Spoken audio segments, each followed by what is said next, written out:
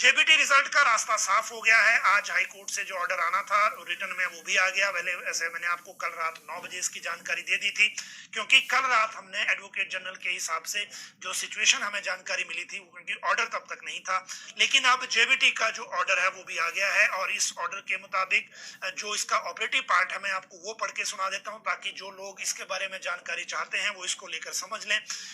We find merit in the contention of learned advocate general and the according permit the respondent state to examine the matter, and thereafter if the state so desires it may go ahead in making recruitment to the post in question जो JBT वाली है, by including all categories as notified in the notification dated 28/6/2018 of the NCTE, subject to the fulfillment of the other condition by the candidates।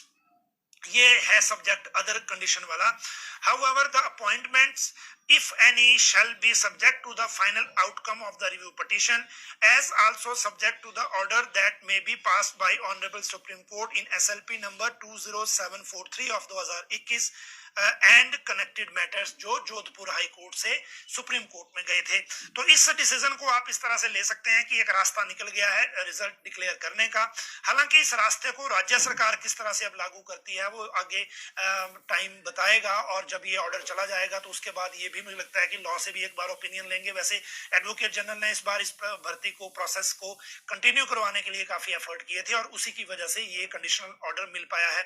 लेकिन जो भी इसकी implication है, मैं अभी उस पे नहीं जाता, क्योंकि अभी तक जब ये वापस जाएगा डिपार्टमेंट को और फिर स्क्रूटनी में जाएगा लॉ की, तो फिर पता लगेगा कि ये किस तरह से हमीरपुर कर्मचारी चयन आयोग इस पे एग्री होता है रिजल्ट डिक्लेयर करने पर। क्योंकि अभी उन्होंने जेबीटी और बीएड दोनों को रखा है, लेकिन अगर वो कंडीशन लगा दी जाए फुलफिलमेंट वाली तो बीएड वाले एलिजिबल नहीं होते, क्योंकि जो टेट है वो दोनों का अलग अलग है।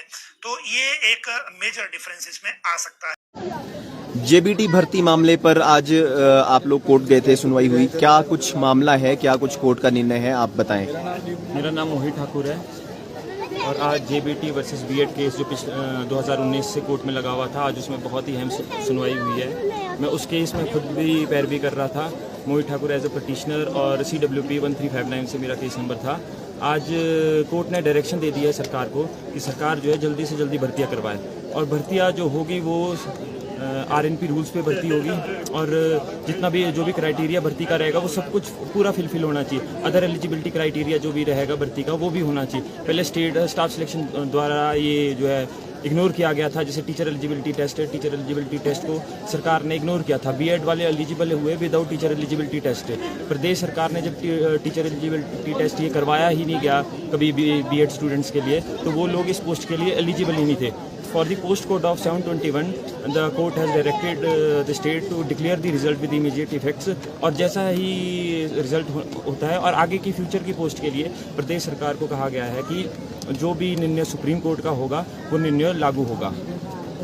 जी, तो इसको लेकर अब कोर्ट की तरफ से तो फैसला आ गया है, आपके आगे का क्या रहेगा, किस तरह से आप सरकार के पास इसका फॉलो अप लेंगे या क्या करेंगे आप आगे? देखिए, हम चाहते हैं सरकार इसमें जल्द से जल्द भर्तियाँ करें, और क्योंकि 2019 में हमारा कमीशन का पेपर हुआ था और उसका अभी तक रिजल्ट नहीं निकला। आज पूरे 4 साल बीत चुके इस बात को, और आगे की भर्तियाँ भी जैसे सरकार जो है जल्द से जल्द करे, नोटिफिकेशन करे, और बैच वाइज जो भर्ती हमारी फंसी है बैच वाइज भर्ती का भी रिजल्ट निकाले, क्योंकि बैच वाइज भर्ती भी जो होगी उसमें भी सिर्फ और सिर्फ जेबीटीज़ होंगे। और हमारी एक सरकार से दरख्वास्त भी रहेगी और एक गुजारिश भी रहेगी, जो डॉक्यूमेंटेशन होनी है स्क्रूटनिंग लिस्ट पहले ही स्टाफ सिलेक्शन द्वारा निकाली गई थी, उस स्क्रूटनिंग लिस्ट में जो है बीएड वालों को भी एलिजिबल कर दिया गया था। उस स्क्रूटनिंग में ये हुआ था कि कौन सा जेबीटी है कौन बीएड है, वो बस एक आइडेंटिफिकेशन करनी थी कि कौन जेबीटी और कौन बीएड है। अब वो आइडेंटिफिकेशन भी पूरी होगी है, और 617 पोस्टें निकली है, तो हमारा ये रहेगा कि 700 पोस्ट कोड 721 में जो है 1800 लोगों की डॉक्यूमेंटेशन हो। जब 1800 लोगों की डॉक्यूमेंटेशन होगी 721 पोस्ट कोड के तहत जो है सारे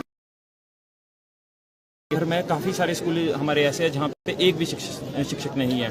और दूसरा मेरा कहना ये भी है कि प्रदेश सरकार असमर्थ रही है पिछले 4 सालों में।